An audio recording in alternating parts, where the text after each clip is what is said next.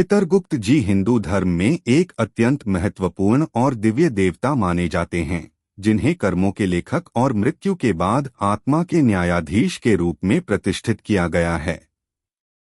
पुराणों और धर्मशास्त्रों में चित्रगुप्त को भगवान यमराज का सहायक और सच्चा लेखाकार बताया गया है, जो प्रत्येक जीव के सभी कर्मों, अच्छे और बुरे, का संपूर्ण लेखा जोखा रखता है। वे केवल कर्मों का हिसाब रखने वाले नहीं, बल्कि जीवन और मृत्यु के नियमों के संरक्षक भी हैं, जो यह सुनिश्चित करते हैं कि प्रत्येक आत्मा को उसके कर्मों के अनुसार न्याय मिले और ब्रह्मांडीय संतुलन बना रहे। चित्रगुप्त का नाम संस्कृत में चित्त और गुप्त से आया है, जिसका अर्थ है सभी कार्यों और विचारों को छिपा और स्पष्ट रूप से जानने वाला, और यही कारण है कि उन्हें कर्मों का अदृश्य लेखाकार कहा जाता है। हिंदू धर्म ग्रंथों के अनुसार, जैसे ही कोई जीव अपने शारीरिक जीवन से मुक्त होता है और आत्मा का शरीर से विलय होता है, उसकी आत्मा सबसे पहले चरणबद्ध यात्रा के माध्यम से चित्रगुप्त के दिव्य न्यायालय तक पहुंचती है। चित्रगुप्त का स्थान केवल मृत्यु और न्याय तक सीमित नहीं है, वह जीवन के नियम, नैतिकता और कर्म सिद्धांत का प्रत्यक्ष प्रतीक भी हैं। उनके माध्यम से यह शिक्षा दी जाती है कि हर कार्य का फल अवश्य मिलता है, चाहे वह तुरंत प्रकट हो या आने वाले जन्मों में। पुराणों में वर्णित है कि चित्रगुप्त जी अत्यंत बुद्धिमान, करुणामय और निष्पक्ष हैं। वे किसी भी आत्मा के साथ पक्षपात नहीं करते और न ही किसी के कर्म को छोटा या बड़ा आंकते हैं। उनके दिव्य न्यायालय में हर आत्मा को उसके जीवन में किए गए कर्मों का विस्तृत विवरण प्रस्तुत किया जाता है, जिसमें उसके विचार, वचन और कर्म शामिल होते हैं।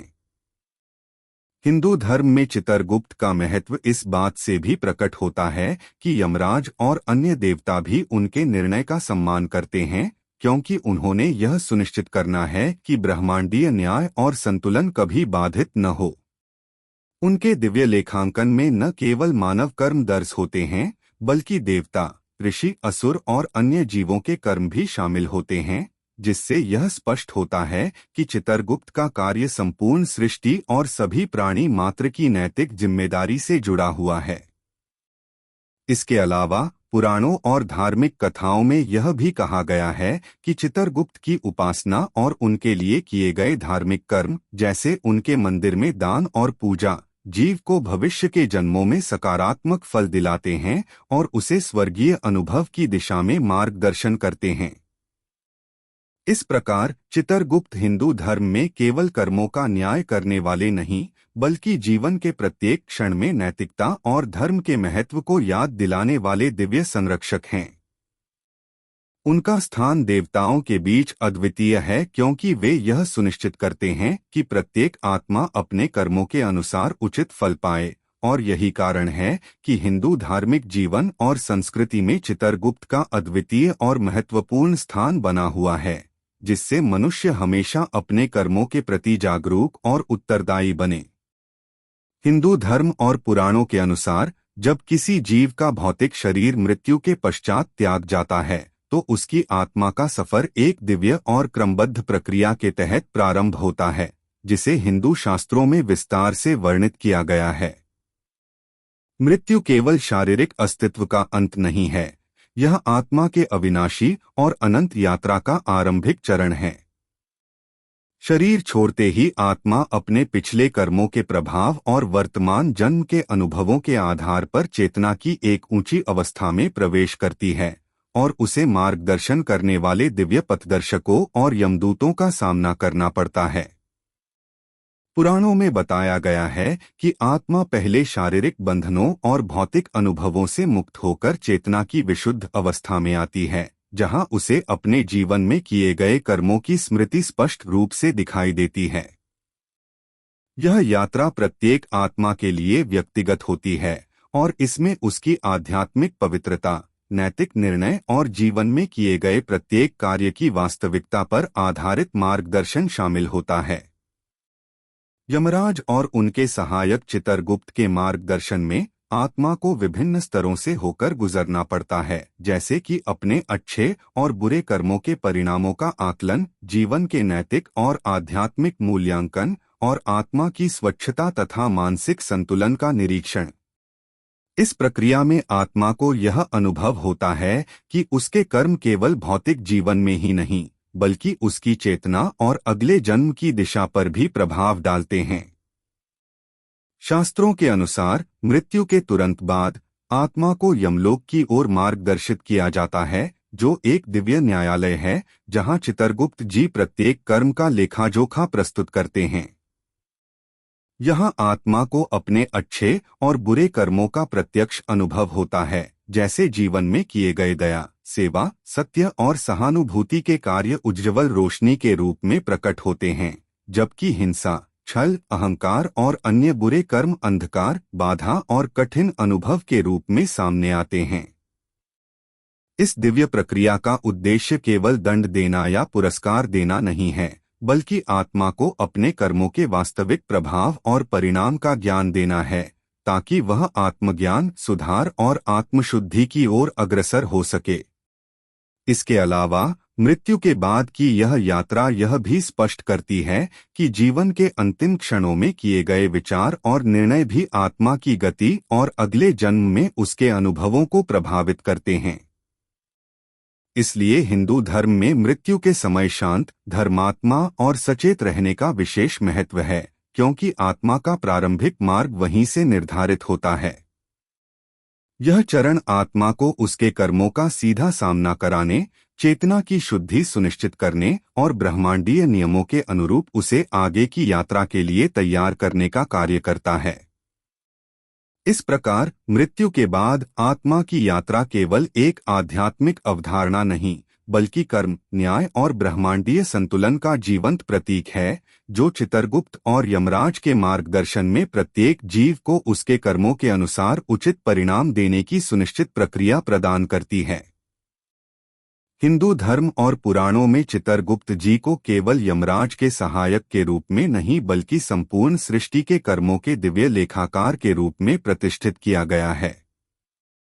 शास्त्रों के अनुसार चित्रगुप्त के पास प्रत्येक जीव, मनुष्य, देवता, असुर, ऋषि और अन्य प्राणी के सभी कर्मों का विस्तृत और अभूतपूर्व रिकॉर्ड होता है, जिसमें उनके सोच, विचार, वचन और क्रियाएं शामिल होती हैं। यह लेखा-जोखा किसी मानव लेखक की तरह सीमित या त्रुटिपूर्ण नहीं है, बल्कि यह अक्षय, शुद्ध और पूर्ण रूप से दिव्य ज्ञान के आधार पर तैयार होता है, जो किसी भी कर्म के महत्व, प्रभाव और परिणाम को संपूर्ण रूप से दर्शाता है। चित्रगुप्त का यह रिकॉर्ड इतना विस्तृत और सूक्ष्म होता है कि हर छोटे से छोटे कर्म, चाहे वह मानव के दृष्टिगत तुच्छ प्रतीत हो, उसे लिखा जाता है और उसका परिणाम न्यायालय में प्रस्तुत होता है। यही कारण है कि उन्हें कर्मों का गुप्त ज्ञाता कहा गया है, क्योंकि वे न केवल दिखाई देने वाले कर्मों को जानते हैं, बल्कि मन में उठने वाले विचारों, इच्छाओं और भावनाओं का भी सटीक लेखा रखते हैं, जिससे कोई भी कर्म छुप नहीं सकता।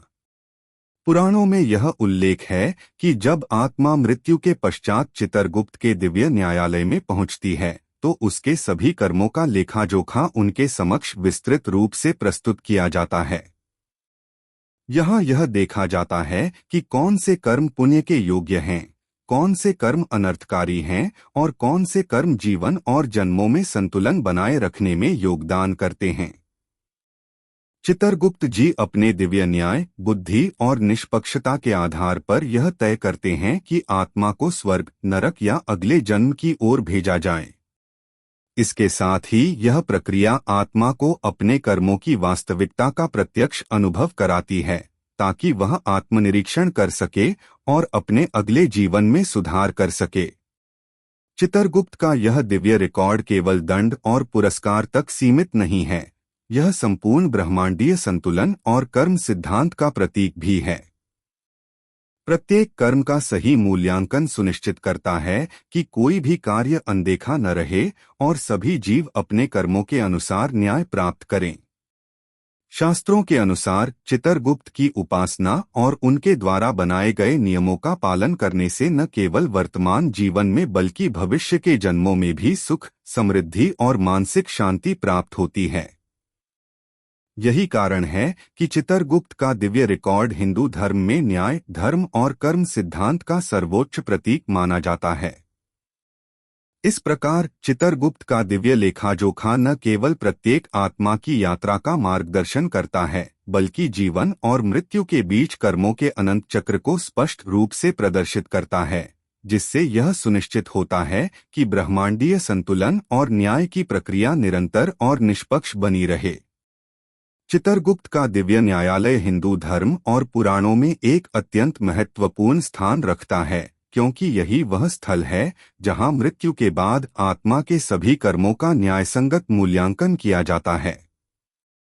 शास्त्रों के अनुसार यह न्यायालय भौतिक जगत से परे यमलोक के भीतर स्थित होता है, जो ब्रह्मांडीय ऊर्जा और दिव्यता से पूर्ण होता है।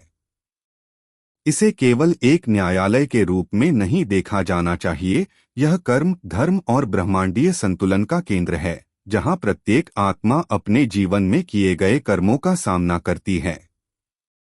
न्यायालय का स्वरूप अत्यंत भव्य और दिव्य प्रकाश से युक्त होता है, जहां स्वर्णिम, नीले और चमकीले प्रकाश की किरणें फर्श, दीवारें और आकाश को भर देती हैं, और प्रत्येक कर्म की ऊर्जा रूप में दृश्य रूप में प्रकट होती है।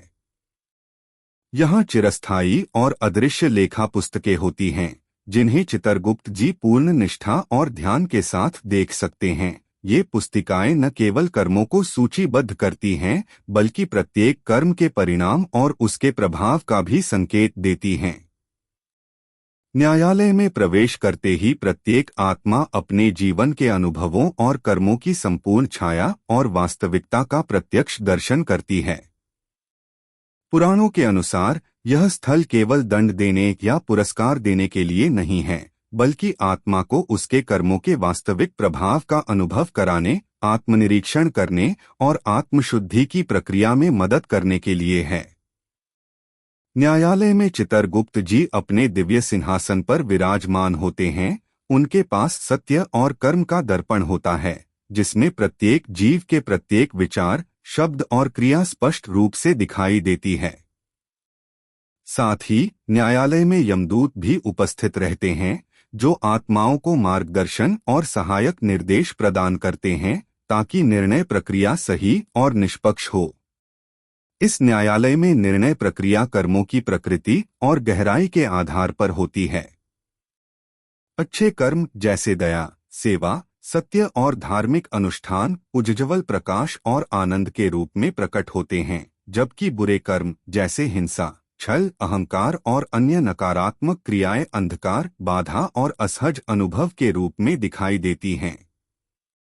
चित्रगुप्त जी इन सभी विवरणों का विश्लेषण करते हैं और प्रत्येक आत्मा को उसके कर्मों के अनुसार स्वर्ग, नरक या अगले जन्म की ओर मार्गदर्शन करते हैं। यहाँ ध्यान देने योग्य बात यह है कि निर्णय केवल कर्मों पर आधारित होता है, इच्छाएं, समय और परिस्थिति का प्रभाव कमतर होता है। पुराणों और धार्मिक कथाओं में यह भी कहा गया है कि न्यायालय का वातावरण आत्मा के अनुभव को अधिक प्रभावशाली और यादगार बनाने के लिए बनाया गया है। यहाँ प्रत्येक आत्मा अपने जीवन के क्रियाकलापों के परिणामों का स्पष्ट और अविश्वसनीय अनुभव प्राप्त करती है, जिससे उसे अपने कर्मों के प्रति पूर्ण जागरूकता और उत्तरदायित्व का अनुभव होता है। यही कारण है कि चित्रगुप्त का न्यायालय हिंदू धर्म में सिर्फ न्याय देने वाला स्थान नहीं, बल्कि जीवन, कर्म और ब्रह्मांडीय संतुलन का दिव्य प्रतीक माना जाता है, जो यह सुनिश्चित करता है कि प्रत्येक आत्मा अपने कर्मों का सही फल अवश्य प्राप्त करे और ब्रह्मांडीय नियमों का पालन होता रहे। हिंदू धर्म और पुराणों के अनुसार चित्रगुप्त जी के न्यायालय में अच्छे कर्मों का मूल्यांकन और उनके अनुसार पुरस्कार प्रदान करना मृत्यु के बाद आत्मा की यात्रा का अत्यंत महत्वपूर्ण चरण है। जब कोई जीव जीवन में सत्य, धर्म, दया, सेवा, सहानुभूति और धार्मिक अनुष्ठानों का पालन करता है, तो उसके कर्म दिव्य प्रकाश और शुभ ऊर्जा के रूप में न्यायालय में प्रकट होते हैं। चित्रगुप्त जी इन कर्मों का निरीक्षण करते हुए उन्हें उचित सम्मान और पुरस्कार देने का निर्णय लेते हैं, जिससे आत्मा को उसकी पुण्य यात्रा का प्रत्यक्ष अनुभव होता है।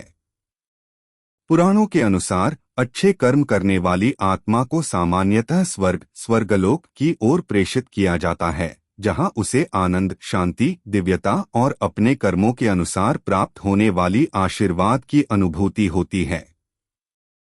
स्वर्ग केवल भौतिक सुख का स्थान नहीं है, बल्कि यह आत्मा की चेतना की उच्चतम अवस्था और आध्यात्मिक अनुभव का प्रतीक भी है, जिसमें उसे अपने अच्छे कर्मों का पूर्ण फल प्राप्त होता है और अगले जन्म के लिए सकारात्मक ऊर्जा और मार्गदर्शन मिलता है।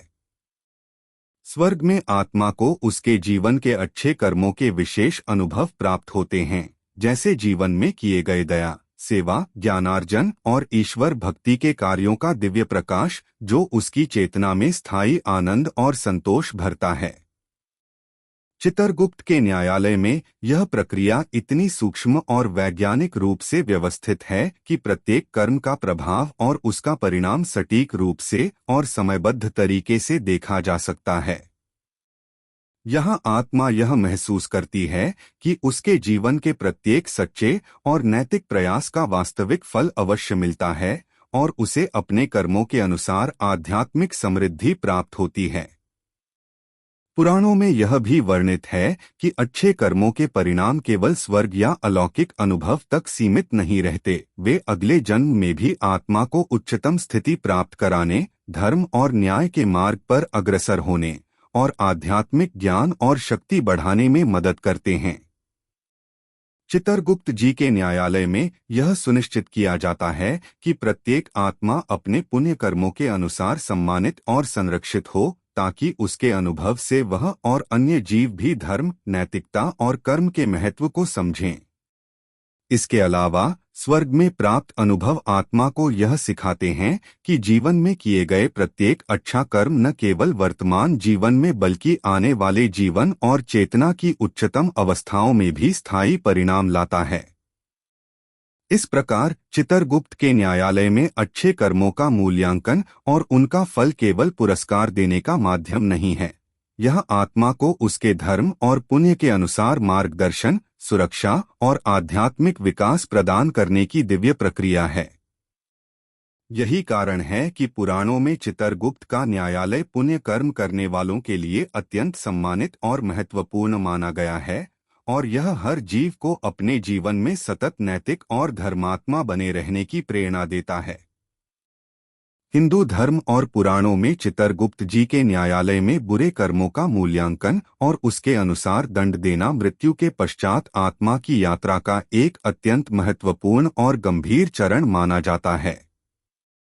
जब कोई जीव जीवन में अहंकार, हिंसा, छल, अनैतिक व्यवहार, चोरी, कष्ट पहुंचाना, दूसरों का नुकसान करना या धार्मिक नियमों का उल्लंघन करता है, तो उसके कर्मों का प्रभाव दिव्य न्यायालय में स्पष्ट रूप से दिखाई देता है। चित्रगुप्त जी अपने दिव्य सिंहासन पर बैठकर इन सभी कर्मों का लेखा जोखा देखते हैं और प्रत्येक कर्म के वास्तविक परिणाम का मूल्यांकन करते हैं। पुराणों के अनुसार बुरे कर्म करने वाली आत्मा को नरक, पाताल लोक की ओर प्रेषित किया जाता है, जो केवल शारीरिक यातना का स्थान नहीं है, बल्कि कर्मों की गहनता और गंभीरता को आत्मा को महसूस कराने का दिव्य और सटीक माध्यम है। नरक की यात्रा प्रत्येक आत्मा के लिए अलग अलग होती है और इसमें उसके जीवन में किए गए प्रत्येक बुरे कर्म का अनुभव, उसके प्रभाव और उसकी चेतना पर पड़े प्रभाव के अनुसार अनुभव कराया जाता है।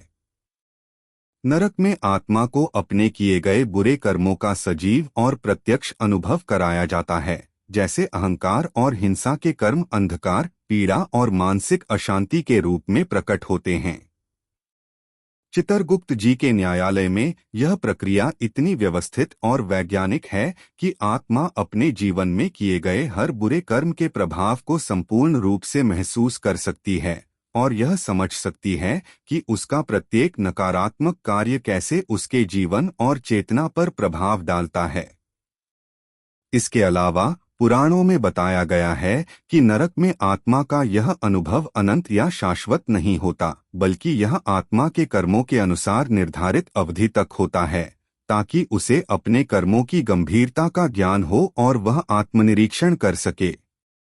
शास्त्रों के अनुसार यह दिव्य दंड केवल आत्मा को पीड़ा पहुंचाने के लिए नहीं है, बल्कि उसे आत्मा की शुद्धि, सुधार और अगले जन्म में बेहतर मार्ग प्राप्त कराने के लिए है।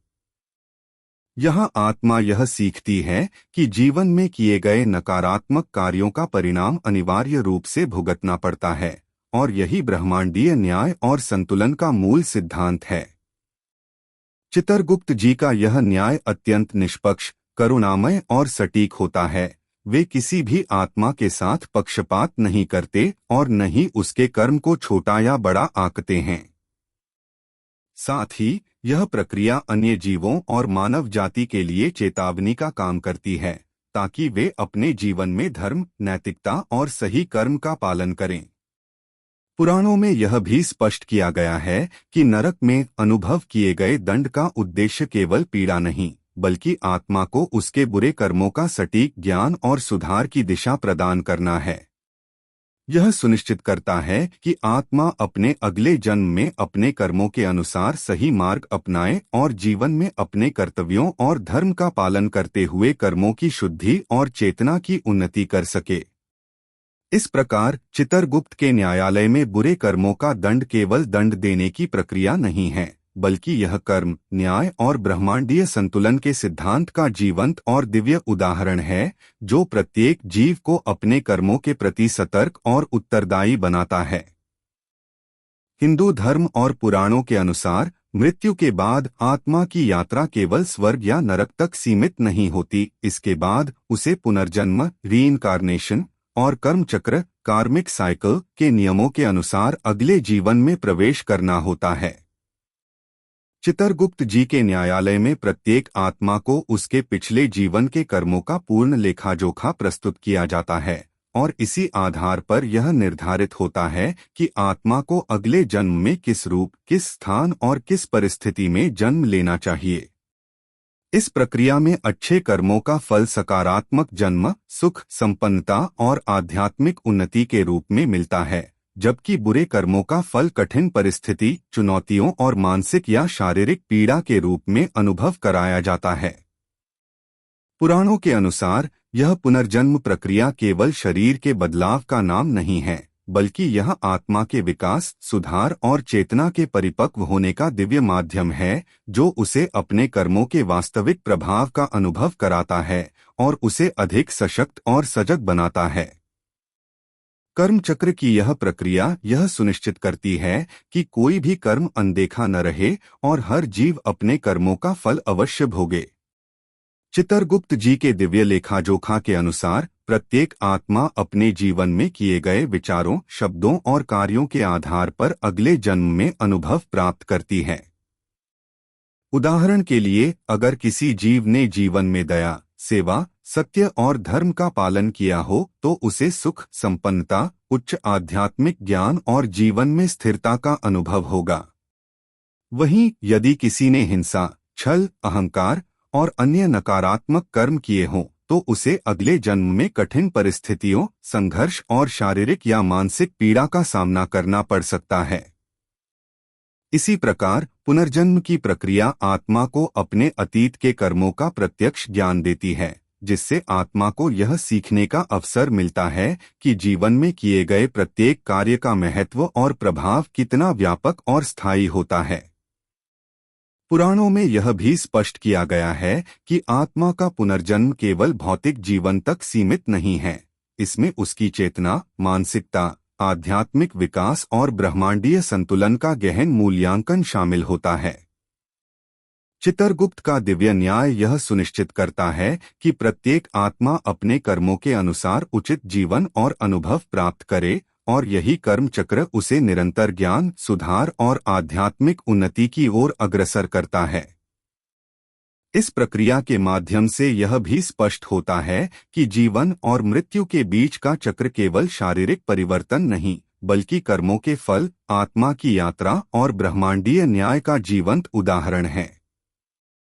यही कारण है कि हिंदू धर्म में पुनर्जन्म और कर्म चक्र का सिद्धांत आत्मा की चेतना, कर्मों के महत्व और ब्रह्मांडीय संतुलन को समझने का सर्वोत्तम माध्यम माना गया है। हिंदू धर्म ग्रंथों, पुराणों और धार्मिक कथाओं में चित्रगुप्त जी का स्थान केवल मनुष्यों के कर्मों के लेखाकार के रूप में नहीं, बल्कि ऋषिमुनियों, देवताओं और ब्रह्मांडीय संतुलन के संरक्षक के रूप में भी अत्यंत महत्वपूर्ण माना गया है। शास्त्रों में उल्लेख मिलता है कि ऋषिमुनि जो जीवन में तपस्या, ध्यान और ज्ञानार्जन के माध्यम से उच्चतम आध्यात्मिक स्थिति प्राप्त करते हैं, अपने अंतिम जीवन या मृत्यु के समय चित्रगुप्त के दिव्य न्यायालय की ओर मार्गदर्शित होते हैं ताकि उनके कर्मों का उचित मूल्यांकन किया जा सके। इसी प्रकार देवी देवता भी, चाहे वे यमराज, इंद्र या अन्य स्वर्गीय शक्तियां हों, चित्रगुप्त जी के न्याय और उनके लेखाजोखा की सत्यता और निष्पक्षता को सर्वोच्च मानते हैं। पुराणों के अनुसार चित्रगुप्त की यह दिव्यता और दिव्य लेखांकन क्षमता इतनी अद्वितीय है कि यहाँ कोई भी कर्म, चाहे वह किसी मनुष्य का हो या देवता का, छुपा नहीं रह सकता और सभी कर्मों का वास्तविक मूल्यांकन किया जाता है। यही कारण है कि ऋषिमुनियों और देवताओं ने हमेशा चित्रगुप्त की उपासना, ध्यान और सम्मान किया, क्योंकि वे समझते थे कि यह न्यायालय सिर्फ कर्मों का लेखाजोखा नहीं, बल्कि ब्रह्मांडीय संतुलन, नैतिकता और धर्म का प्रतीक है। ऋषिमुनियों के दृष्टांत में चित्रगुप्त का न्यायालय एक ऐसा दिव्य स्थान है जहां आत्मा अपने जीवन में किए गए प्रत्येक कार्य का प्रत्यक्ष अनुभव करती है। यहाँ उनके अच्छे कर्म उज्ज्वल प्रकाश और आनंद के रूप में प्रकट होते हैं और बुरे कर्म अंधकार और कठिन अनुभव के रूप में सामने आते हैं। देवी देवताओं के दृष्टांत में यह न्यायालय केवल निष्पक्ष न्याय का स्थल नहीं है, बल्कि सृष्टि के नियमों और नैतिक अनुशासन को बनाए रखने का केंद्र भी है। यमराज और अन्य देवता स्वयं चित्रगुप्त के मार्गदर्शन में यह सुनिश्चित करते हैं कि प्रत्येक जीव अपने कर्मों के अनुसार सही फल प्राप्त करे, और यही दिव्यता और निष्पक्षता ऋषिमुनियों और देवताओं के लिए आदर्श और प्रेरणा का स्रोत बनी हुई है। पुराणों में कई उदाहरण मिलते हैं जहां ऋषिमुनियों ने अपने शिष्यों को बताया कि कर्मों का लेखाजोखा केवल मनुष्य के जीवन तक सीमित नहीं रहता, बल्कि देवताओं और सृष्टि की समस्त चेतना में इसका प्रभाव होता है। चित्रगुप्त का न्याय यह सुनिश्चित करता है कि ब्रह्मांडीय नियमों का पालन हो और प्रत्येक आत्मा अपने कर्मों के अनुसार मार्गदर्शित हो। यही कारण है कि ऋषिमुनियों और देवी देवताओं ने हमेशा चित्रगुप्त की उपासना, ध्यान और उनके न्याय के प्रति पूर्ण सम्मान व्यक्त किया। इस प्रकार चित्रगुप्त का न्यायालय न केवल मानव जाति के लिए, बल्कि संपूर्ण सृष्टि, देवताओं और आध्यात्मिक जीवन के लिए भी दिव्य और अपरिहार्य माना जाता है। आज के आधुनिक जीवन और तेज गति वाले समाज में भी चित्रगुप्त जी का न्यायालय केवल प्राचीन धार्मिक कथाओं तक सीमित नहीं माना जाता, बल्कि इसे कर्म, नैतिकता और जीवन के सही मार्ग का प्रतीक माना जाता है। आधुनिक युग में जहां मनुष्य विज्ञान, तकनीक और भौतिक साधनों में अत्यधिक प्रगति कर चुका है, वहीं चित्रगुप्त का न्यायालय हमें यह याद दिलाता है कि कर्मों का फल और नैतिक जिम्मेदारी कभी नहीं बदलती, चाहे समाज कितना भी आधुनिक या बदलते विचारों से प्रभावित क्यों न हो। शास्त्रों और पुराणों में वर्णित प्रक्रिया आज भी हमारे दैनिक जीवन में मार्गदर्शक के रूप में कार्य करती है, क्योंकि प्रत्येक व्यक्ति के विचार, शब्द और कर्म उसके जीवन और भविष्य को प्रभावित करते हैं।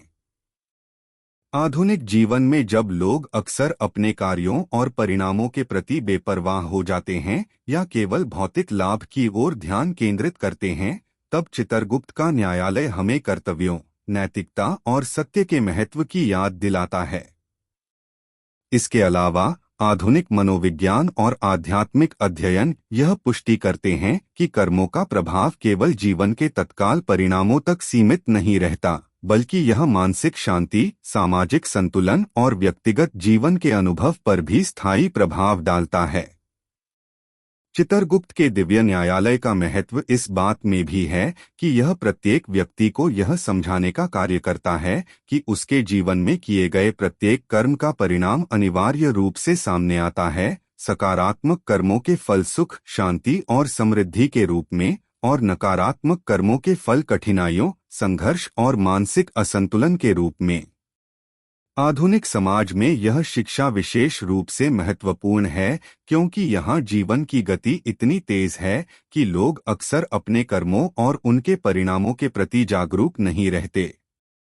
पुराणों और शास्त्रों के अनुसार चित्रगुप्त न्यायालय का महत्व केवल मृत्यु और अंतिम न्याय तक सीमित नहीं है, बल्कि यह जीवन के हर चरण में कर्म, नैतिकता और जिम्मेदारी का सतत स्मरण कराता है।